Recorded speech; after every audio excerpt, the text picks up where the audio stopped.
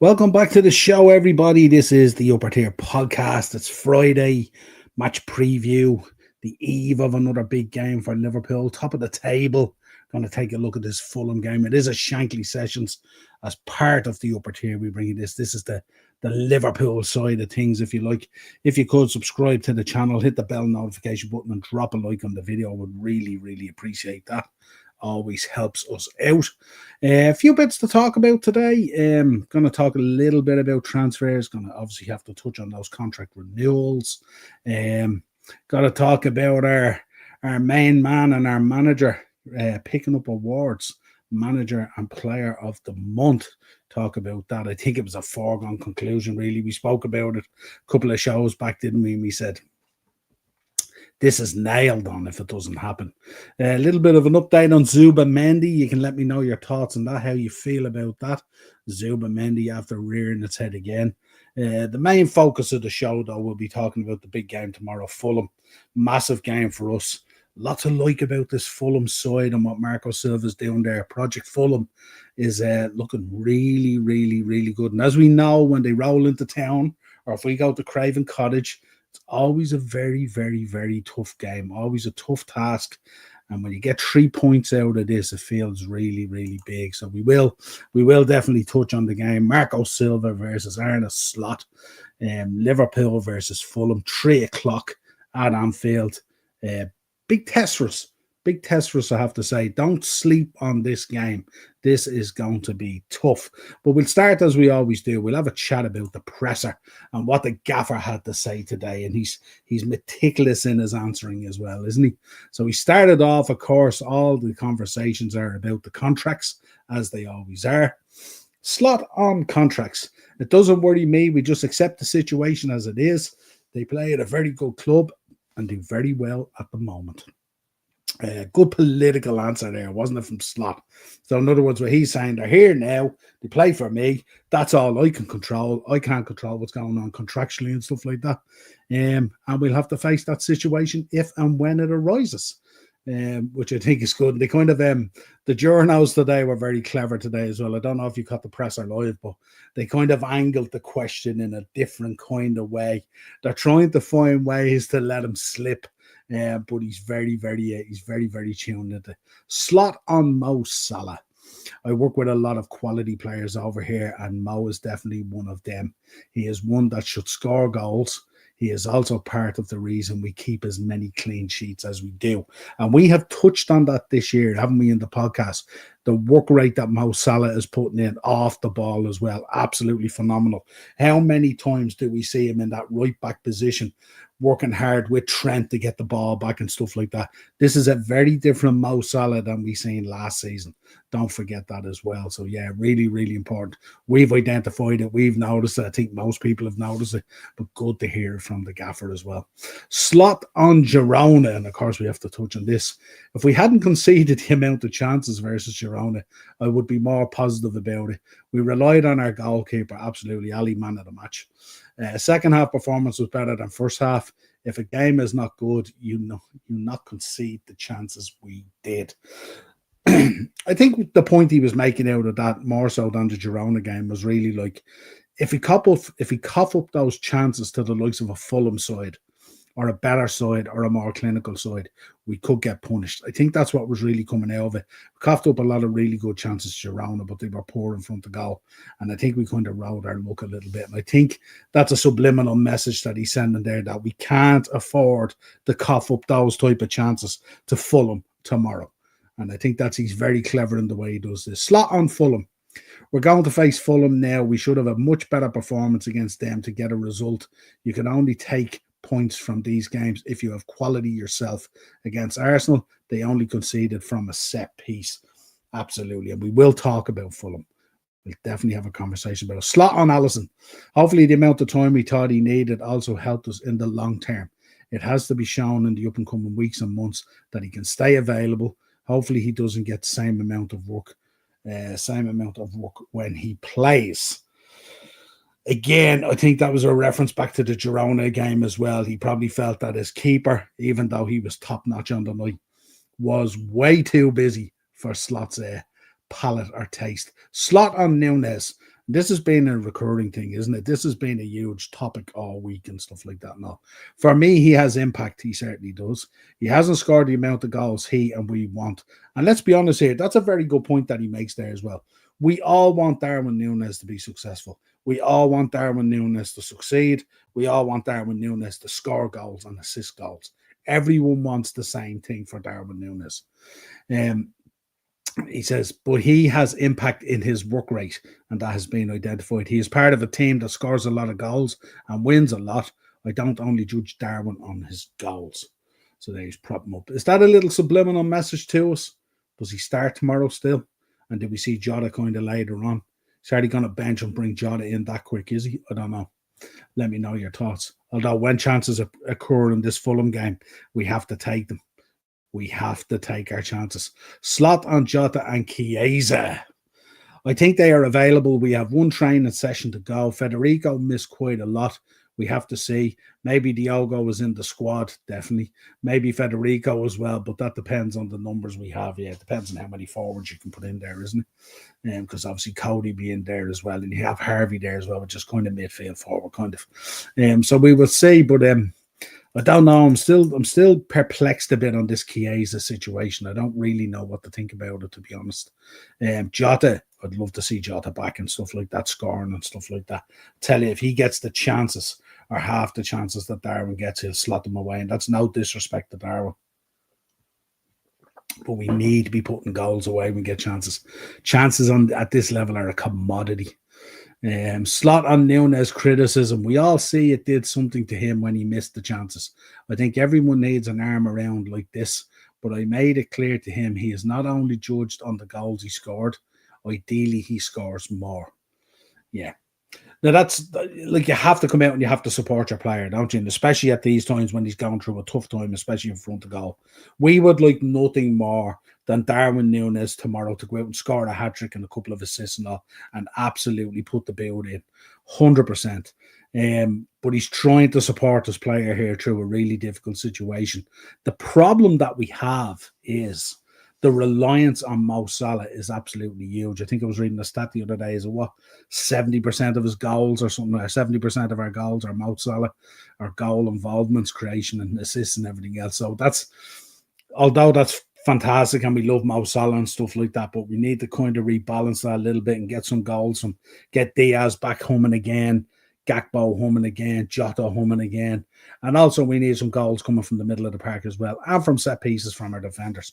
There's no reason going up for corners and free kicks and set pieces like that. Van Dijk and Konate, obviously he's out injured at the moment, but when he's back, should be well in there, you know. So we need to share the goals around a little bit more and rebalance those percentages a little bit. Because God forbid if we were to lose Mo Salah, you know. Slot on Núñez performance. The last half an hour against Girona was not up to the standards, and that was due to the chances he missed. So what he's saying is he missed a couple of good chances, the head dropped, and then it kind of affects his performance. Because we know these South American players, and we know with a lot of them, we've seen it in the past, they're really, really emotional players as well. So when things are going great and you're scoring goals, you're on top of the world, you're fantastic. When you're going through a spell like this and you're getting criticised and all that kind of stuff, doesn't sit well. Slot on freshness. It's what these players are used to, and we have a big squad. Sometimes it's nice to go to somewhere else, to go to Spain and get a bit of sun. Although they didn't get it. He says, thought we did, though we didn't. You don't complain about the amount of travel we do. I think he was making the point. People were talking about travel and stuff. That he was making the point. Look, we have fantastic travel. They're spoiled in the way that they're looked after, all that kind of stuff. This should not be an excuse. This team is well used to traveling to matches, competing, doing all those kind of things and stuff like that. It can't be used as an excuse. And I like the way he operates within the press conference and talking about this stuff, because a lot of the stuff that people would make excuses about, he blows those excuses away going, we're actually spoiled in the way we're handled and looked after and all. There's no reason to be using this as an excuse. And of course, we'll want to make up as well. The Girona game wasn't a great performance by any stretch of the imagination. It was quite poor all round. And I think also the Newcastle game would have been quite disappointing as well. And we were lucky enough that the Everton game was called off. I think it worked in our favour. But certainly we definitely needed to knock some rust off looking at that Girona game. So hopefully we'll be back in our rhythm again. Slot on Chiesa. It's going to be interesting. What makes it difficult is we play so many games. What he needs is playing time. If you haven't played for 5 or 6 months, it is sometimes difficult for a manager to give him those minutes because you don't know what to expect. Maybe the Southampton game would be a good game to give him minutes. He needs to get his fitness level. He needs playing time, but it is not always to find these minutes. So what he's saying is, obviously, in a lot of the games we've played in this season, they've been quite tight, quite edgy, quite kind of, on a knife edge and stuff like that and all. And you can't just throw guys in for the sake of throwing guys in. You have to kind of manage when they come in and stuff like that and all.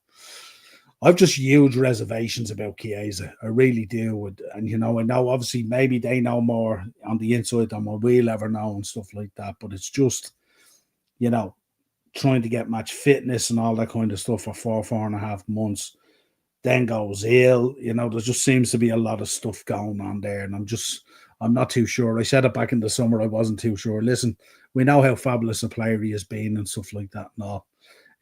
But I would have reservations about whether that transitions up into where we are and the level that we're operating at. That's just my own personal feelings on it. But listen, like every other player, if he comes in, he'll get full support. And I hope he'll 100% ball out and score goals and do everything we want him to do. But let's see what happens. But I do have huge reservations over it. Slot on the differences to Holland. I already worked at a top club. The difference is it's all a bit bigger over here. Training ground, country, travel longer, quality of the league is much higher. 10 out of 10 games are difficult to win here. Yeah, he was making the point. He was on about how, like, he was able to, when he was over in Holland, he was able to go on holidays to Dubai and all. But when you're here, you're playing football all around the whole Christmas period and all. So it's very different. So that's going to be quite a huge culture shock for the gaffer as well, isn't it? Because that whole Christmas football, it's ingrained in us, isn't it? It's the thing we sit down, you put on the fire, you break out the beers and the tin of celebration, stuff like that, and you have that St. Stephen's Day, Boxing Day, whatever you want to call it, football, and that schedule throughout that week does be fantastic. It's what we love for. Slot and playing at Christmas, yeah, that was it. I was always happy that the Premier League played because there's football on TV. Now in this league, I think it would be beneficial to players to have a few weeks off. Maybe it's a good thing we play so much. Maybe it is a good thing we play so much. There you go.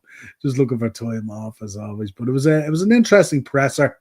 There was no huge. Good to hear that there's players back and stuff like that. The likes of Jota and stuff like that. There was also, I think, we seen today there was an update on Kanate as well that we might see him by the tail end of December as opposed to the new year, which would be brilliant to have him back as well. Listen, we love Joe. Joe's doing a job in there and always will do. And we have Kwanzaa there as well. But that combination of Van Dijk and Kanate was unbelievable prior to him getting injured. So unlucky. But that was the Gaffer's press conference. Let me know your thoughts. Acers is in the comments. Derby 1, Portsmouth 0. There you go. Let me know your thoughts as well on this. And of course, you can drop your predictions into the comments if you want. You can drop your lineups if there's going to be any changes. What you think? Obviously, McAllister still banned. Let me know what you think of the Fulham lineup, what way that's going to go and all. I have to say they looked really good against even Arsenal there last week, didn't they? So very, very impressive. So let me know your thoughts on this. I think contractually we're looking at this now. I think we're right in the height of it now. I think for a number of weeks everyone was talking about, no contacts being made, blah, blah, blah, blah, blah, this, that, and the other. No, I think contact at this stage and offers have been sent out to all three boys at this stage is progressing. Obviously there's tweaks and stuff like that and all. I really think Mo and Virgil will re-sign. I really do. I think Trent, I'm not too sure. I think Trent's mind has been, I think his head has been turned. I think he's already on the way to Madrid. I think they've obviously, there's been a lot of talk going around, a lot of speculation and stuff like that. And let me know how you feel about that and stuff like that. It's weird. I put a thing on Twitter today and all that. I can't believe that, like, just a conversation, these conversations with Jude Bellingham, convincing him to come to Madrid and all, and being buddies and stuff like that, that he would actually walk away from his city, his club, his boyhood club, everything that's been 100% of his career so far and stuff like that. Obviously, the draw of going to Real Madrid is massive. But Liverpool are in a real good spot at the moment, aren't they? You know, top of the Champions League table, top of the Premier League table. There's a lot to like about this Liverpool side and about Arne Slot. So I don't know. I don't know where Trent's head's at. My biggest fear is that he goes, that it fails and he becomes a bit part player. And we get that Gini Wijnaldum effect. We get that kind of Philip Coutinho effect where it was all unsettled. You know, even Hendo, you know, Fabinho all heading off. You know, just when you talk to these guys, it just hasn't gone well. But I think personally, I think looking at what I'm reading at the moment, I think Mo's going to re-sign. I think Virgil's going to re-sign, and I think Trent will be the one to go. That's my thoughts on it at the minute. Trent already signed when Madrid was at Anfield 3 weeks ago. Well, that clearly can't happen. Van Dijk will sign, but Mo Salah will go. I don't think he will. And for various reasons. One, I don't think the options that are there at the moment, because I don't see a Madrid coming in from, I don't see a Barca coming in from. So his options at the moment are Saudi, if you want to take the bag, or you go to somewhere like a PSG. Now, does Mo Salah want to leave Liverpool Football Club to go to a PSG to perform in the French league? I'm not too sure what that does for brand Mo Salah and all that kind of stuff, and his status, his global status, if you like, and stuff like that. So I personally think he'll resign. I'll be very surprised if the two boys don't. Big up, Dave. How are you? I think Mo and Virgil stay. Trent goes to Madrid. Spot on. That's my thinking today. I 100%. Dave, let me know. Did you buy out nice? I seen your post earlier on LFC retail. Let me know if you picked up out nice, pal. Love to know. FSG will never match Mo Salah's wages. Simple. Saudi Arabia. Well, see, a lot. This is not. I think they've ruled out, haven't they? Ruled out the move to Saudi Arabia already, as far as I know. And I don't think. Like, I mean, where do you push the wages to? And they came out the other day and all, and there was talking reports last week on about it's not money, it's potentially the length of the contract and various things like that. So it's not necessarily a. Now, we've heard this before on the last time when he was signed as well. Everyone said, oh, it's nothing to do with money, until it became an issue to do with money. But I'm not too sure on that either. Oh, a nice polo top. Very nice. Very nice. They do nice polo shirts, don't they? I like the polos. They're great quality as well. Salah gonna demand 450 to 500 a week. No, he's not. And let's be honest, he's not going to get that anywhere he goes except Saudi Arabia. And I think we're having him having at least 3 years at the top of his game, which is what we are thinking at the moment with how healthy and how well he keeps himself and all. I don't think he'll want to go off to Saudi Arabia. You look at that Saudi Arabia league and stuff like that, and it is fantastic and stuff like that and all, but players go down there and you just don't hear about them again. They just disappear. You know what I mean? So I don't think that's what he wants to do, and I don't think that's the move. And I don't think they're the figures either. Yes, the Adidas gear, now we're talking. Can't wait for that Adidas gear next year. Yeah, it looks mint. Liverpool and Adidas is a special combination, isn't it? And stuff like that, isn't it? And we've never hit that straps again, you know, with New Balance and Warrior and even Nike now. Like I got the black Nike top the other day. The second kit, I think it is, and I got the third one for Ben, the white one. Like, they're really, really nice, but there's something about those 3 stripes, isn't there? Something about those 3 stripes in Liverpool. So there we go. That's my thoughts on that. Trent potentially out the door, and the other 2 boys, I think, re-sign.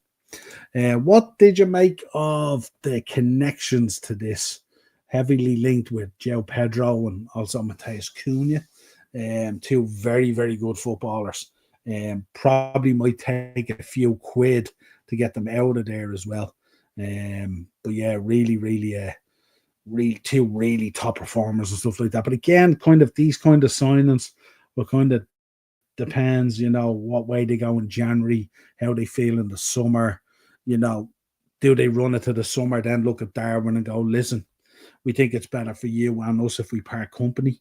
Who knows? Let's see what happens. There's a long way to go in this season before those type of decisions have to be made. But huge links to them. Two very, very good players. Maybe we do a deal with Wolves and we get Aït-Nouri in as well as Matthias Cunha. Who knows? Let's see what happens. But heavily links this week to both those boys as well.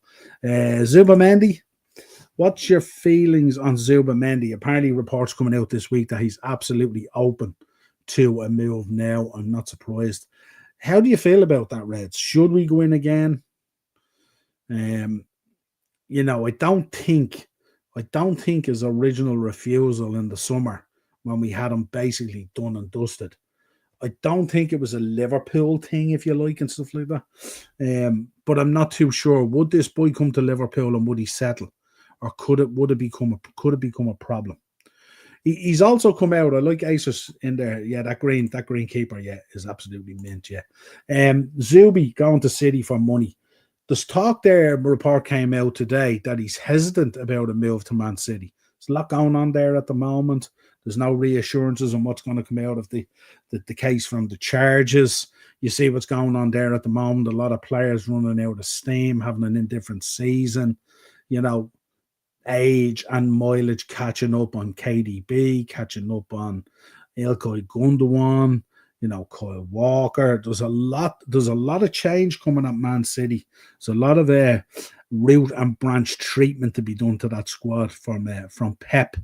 Obviously, Zubamendi coming in, and then you have that conversation there. What way does that work? You bring Zubamendi in January. Obviously, Rodri has been missing. He's going to miss most of the season, if not all of it. Fabulous player. But what happens next season then with Zubamendi? Does Zubamendi sit down on the bench? Does Rodri come straight back in? Would Rodri be potentially looking for a move away? You know, if the charges were to hit, there's a lot of questions there at the moment that these players' agents have to look at and stuff like that. Whereas you look at Zubamendi, who basically everything was done with Liverpool. You've Liverpool at the moment flying high in the Champions League, flying high in the Premier League. Everything looks real saucy there at the moment. It's going real well. Players more or less seem happy. If you can get these contract renewals done, might not be able to change Trent's mind, but that is what it is. And if that situation arises, the gaffer said, we'll just have to deal with it. But if you're Zubamendi, what are you looking at? You're looking at Liverpool at the moment. Pretty stable, playing well, good coaching there, a lot of stability, building on it, potential success this season in a really strong position. Or you're looking at Man City over there, massive overhaul that the squad needed. Pep obviously signed on for the 2 years. The charges, all this kind of stuff, players moving, Rodri coming back in. If Rodri comes back in, we seen for the Spanish team, Zubamendi was just that fill-in guy for Rodri when he got injured, especially in the final. No doubt in this guy's ability and stuff like that. You know, I don't see a world. Do you guys see a world where Zubamendi and Rodri play together in a team? I don't see it. I'd be surprised if that's the case. So what happens with this guy? Does he get a second chance? Does Liverpool go back in there and go, you know, we wanted you? And then there's a lot of talk then, what happens with, if we bring him in, what happens with Ryan Gravenberch and stuff like that, who's been unbelievable this season? So is it a case that we're still in for that kind of six? Or are we looking for a different kind of combination or something? Or, you know, if you bring Zubamendi in, does Zubamendi lift it up? We want a bit of competition there. We're playing a lot of games. We're going to be involved in all these competitions. So maybe we need a lot of that cover there so you can rotate. At the moment, we have Endo there, comes in at times, but really isn't. He's kind of like, he kind of reminds me of that Costa situation with Robbo and stuff like that. He's there if needed. He's there if you want to make a sub. It's that kind of thing, but not really that competitive edge there. Whereas if you bring in Zubamendi, do you create that competitive edge there with Ryan Gravenberch? And can you then rotate, you know, and have those different options and all? Do they bring different things to their game and stuff like that? So I don't know. It remains to be seen. Let's see how it goes. We know most of the work on this guy is done. So it wouldn't take a huge lot for us to get him over the line. It just depends if someone like City comes in or something and they turn his head a different way or something like that. But let's see what happens. But let me know your thoughts. Should we be going back in again, or do you feel a little bit hurt because we didn't get him over the line the first time? What were the key issues, and can he get over those issues? Would he settle in Liverpool if he came, or in Manchester, or would it be difficult for him to settle? Would he start getting homesick and become a problem after 3 to 6 months? Let us know. Lots of questions to be answered. Now, round of applause. Arne Slot, Manager of the Month for November, Mo Salah, player of the month for November. I was reading an article today, actually, and I couldn't believe it, that Mo Salah, I think, in his time in the Premier League, has only picked up 6 players of the month trophies. I think it was 6 in his whole career in the Premier League. And I was thinking, God, it should be more than that, shouldn't it? He's been balling out for years, like, but just interesting. I couldn't believe it that it was only 6, but there you go. Shows you the level of the Premier League. Or is there a kind of a political connotation to this or whatever it is, you know what I mean? But certainly you would have thought Mo Salah would have more than 6 player of the month trophies. But there you go. Acers is in. Rayo Valladolid 1, Valencia 0. Keeping us updated. Big up Acers. Appreciate it. But yeah, I think this was when we seen the nominations that came out and stuff like that, it was like, we knew it was going to be slotting Mo Salah. We had an unbelievable November, where everyone thought we were going to falter and fall down. We just pushed on and pushed through, and we more or less beat everyone, you know what I mean? Phenomenal. Derby 2, Portsmouth 0. Those updates, keep them coming. Absolutely. Right, let's talk about this game. Let's talk about it. Let's have a look at Fulham at the moment. Let's get an update off them at the moment. They're coming into the game with an interesting Premier League form. 3 wins in their last 6. Bet Brentford 2-1. Bet Palace 2-0. And bet Brighton 3-1. They had a draw with Spurs away, and they had a draw with Arsenal at home the last game last weekend, and had plenty of chances in that game as well. Rode their luck a little bit for Arsenal. Unlucky with that last goal Saka scored, Martinelli offside, but still Fulham created a lot of chances. And we'll delve down into it shortly. The loss that they have in there is a 4-1 loss at home to Wolves, which was it was a real shocker. I don't think anyone expected that at all. A real shocker. But that's their form going in. Our form going in is 4 wins and 2 draws, obviously drawn against Newcastle. Disappointing in the end, but maybe we rode our luck as well, and Newcastle could have taken all 3 points. But to be 3-2 up in the 89th or 90th minute and to throw away like that, and just a brain fart from Keller, and this is what happens, The other draw that's in there is obviously the 2-2 draw with Arsenal. Other than that, it's been pretty good, bar the Forest loss. Let's get into team news. At the moment, Diogo Jota is back in training for us and in contention to feature. I think he'll come on as a sub for Darwin in the second half. I think Darwin will start, but let us know your lineups. Okay, Can FC. Mad. Federico Chiesa is obviously not that far away as well. It just depends whether they include him or not. I think we'll see him in the Southampton game during the week. Alexis McAllister obviously suspended, should have been the Everton game, but that was cancelled, so it moves to the Fulham game. This is his last suspension. He served the one with Girona as well. Dominic set to deputise, so we're going in with a Dom. I would imagine we're going in with a Dom, Gravenberch, and Curtis Jones midfield. That's what I'm thinking. Then the only conversation really, Darwin in there. I think he starts Darwin and puts him in there again. I think we will see Jota come on. I don't think he'll put Jota in right from the beginning, not only after coming back. For Fulham at the moment, they will be without Calvin Bassey due to suspension. Joachim Anderson, calf injury, has seen him miss the last 3 games. Will he come back in? He would be a big loss from him. He's been really good for him. And George Cuenca, I think is how you pronounce it. He's going to come in, obviously, for his full Premier League debut. He'll be replacing Bassey. Harrison Reid will not play till 2025, knee surgery. Reece Nelson was unable to feature against his former club Arsenal last weekend due to a hamstring issue. That may be fixed now, who knows. Adama Traore has come in and looked pretty good. And you look at that, Tom Carney will serve the final game of his 3-match ban for the straight red he picked up at Spurs. Crazy stuff. Missed the home fixtures against Brighton and Arsenal, so he could be back in. So you're looking at a team at the moment. We're looking here at Alisson. What's suggested here is Alisson, Trent. Kwanzaa is suggested over Gomez. Interesting if it happens. Van Dijk, Robertson, Gravenberch, Jones, Szoboszlai, Salah, Gakpo, and Diaz. But I don't think it'll be Salah, Gakpo, and Diaz. I think it'll be Darwin. Fulham, Leno, Tete, Cuenca, Diop, Robinson, Sanderberg, Lukic, Iwobi, Smith Rowe, Adama Traore, and of course Raul Jimenez, who's back to form. Let's see in the comments here what they're thinking. Keith's in. Big up, Keith. Hope you're having a good weekend. Nunez seriously needs to work on his finishing in the training ground, but it's a real do or die season for Nunez because he could be on the chopping block in the summer. I think that's probably the case. I think if he doesn't fix up pretty quick, I think they will begin to look at number 9s and they might begin to look at the change. I don't think it's his finishing on the training ground. I don't think that.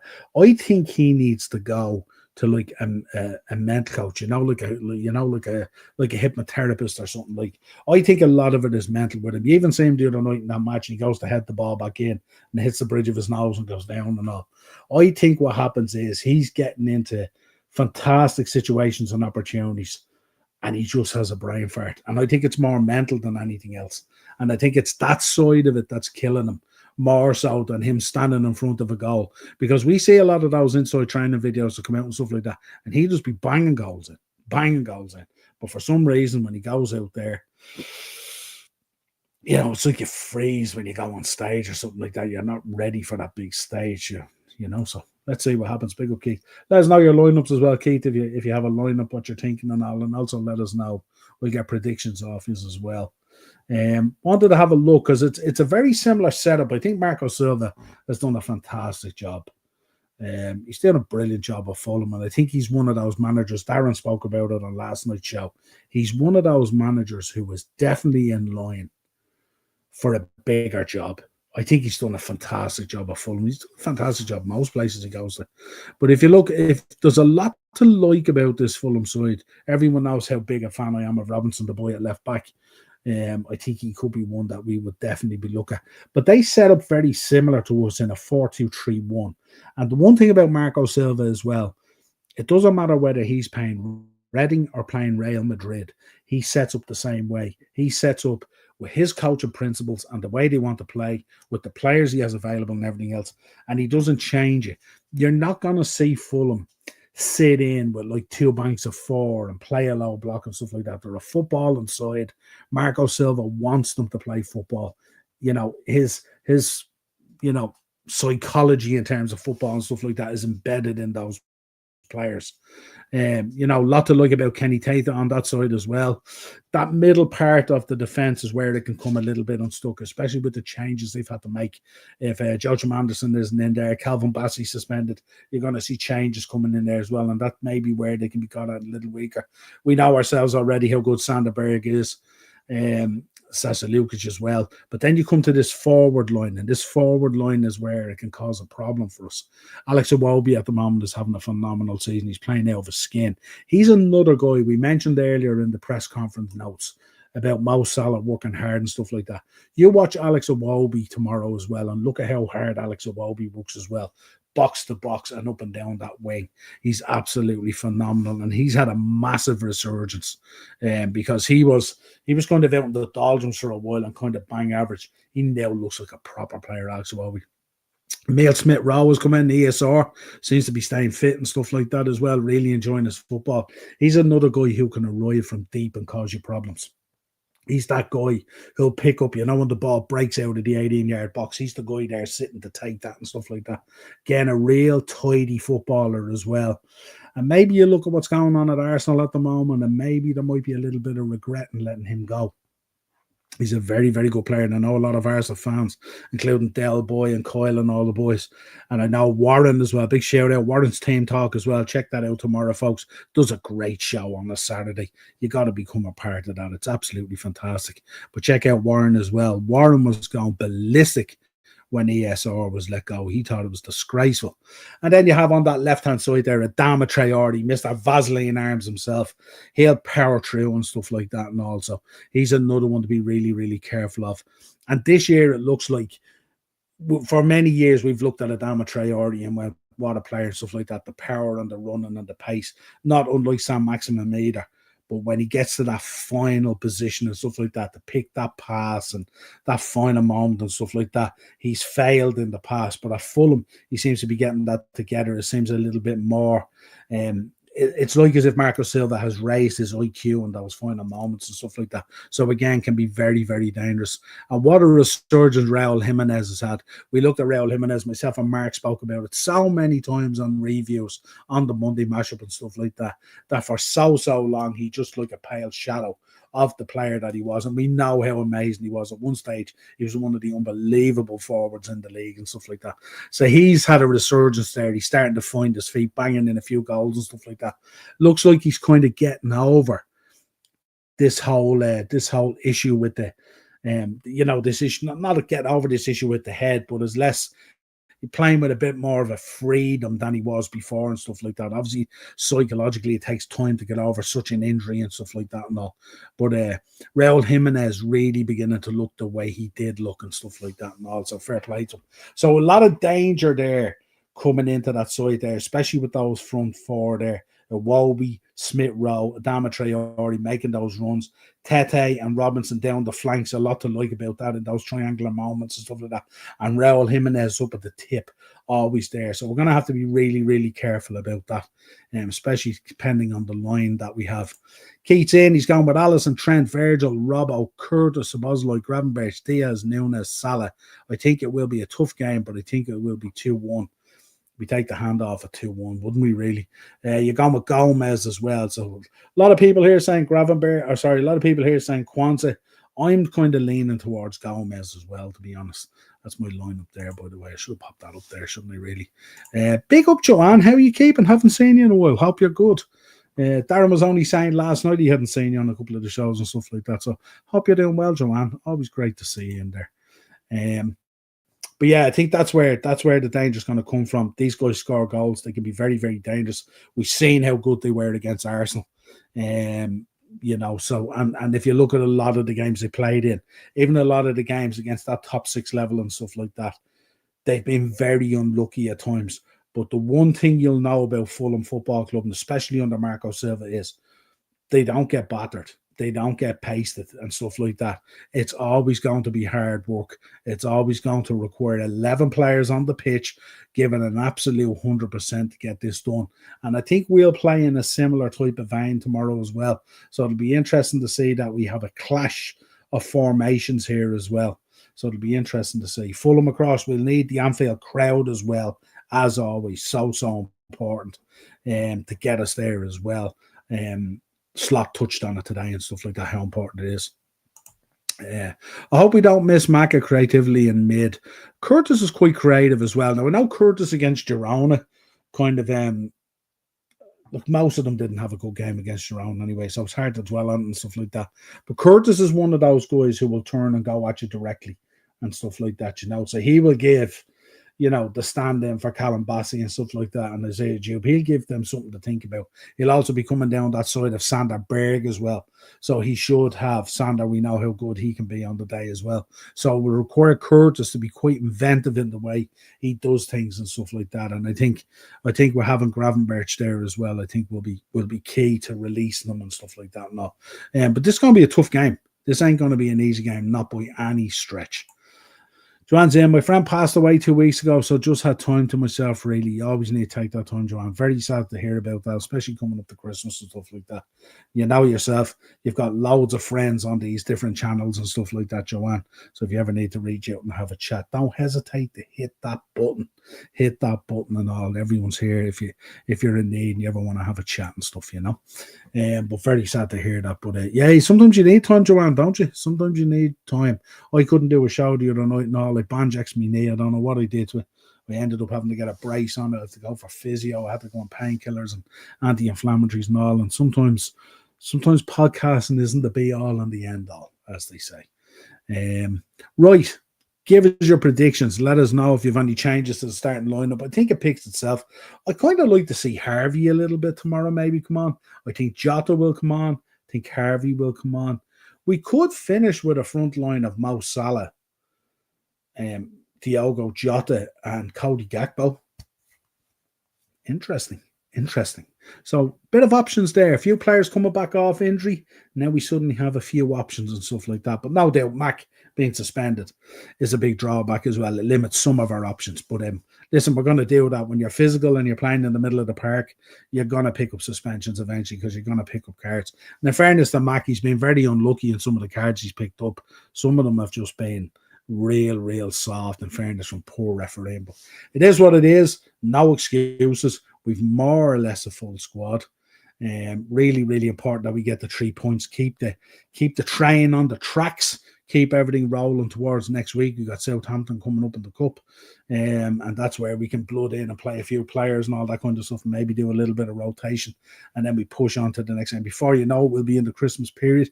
Before we know it, we'll be in the transfer window, and let's see if Liverpool have the cojones to spend a few bob with slot in the January window to push home the opportunity that has presented itself this year. But so important.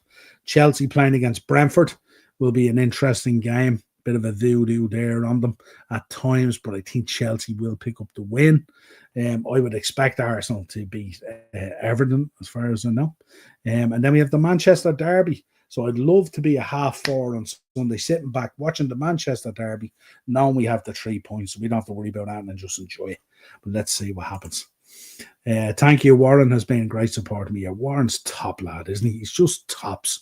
He just can't do enough for people. He's a great guy. Great guy, Warren. Always there.